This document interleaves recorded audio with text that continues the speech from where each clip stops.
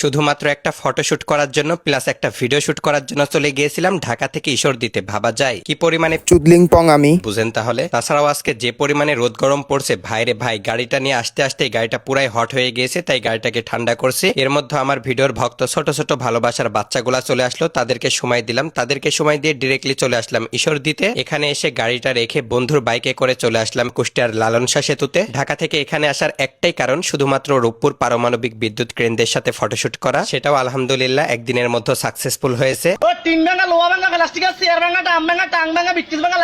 এখন আপনারা হয়তো ভাবতে পারেন এই খাড়া দুপুরবেলা রোদ্রের মধ্যে কি পরিমাণে পিনিক থাকলে আমরা এগুলা করে বেড়াই। তাদের উদ্দেশ্যে বলছি, প্রথমত দুপুরবেলা করে রাস্তাঘাটে কোনো জ্যামজট থাকে না। তাছাড়াও দুপুরবেলা করে ফটোশুট প্লাস ভিডিও কোয়ালিটি অনেক সুন্দর হয়। তাই রোদকে ভয় না করে দুপুরবেলা করে প্রাকৃতিক পরিবেশের ফিল নেওয়ার জন্য গ্রামের মাঠঘাট ঘুরে বেড়াচ্ছিলাম। বেশ ভালোই লাগছিল। তবে এভাবে রোদ গরমে ঘুরে বেড়ালে স্কিনে অনেক প্রবলেম হয়। আমরা ছেলেরা সাধারণত খুব একটা স্কিন কেয়ার করতে পছন্দ করি না। আমি নিজেও কখনো স্কিন কেয়ার করতে পছন্দ করতাম না, কিন্তু প্রতিদিন কাজের সুবাদে বাইরে বের হতে হতে স্কিন একদম ড্যামেজ হয়ে গিয়েছিল।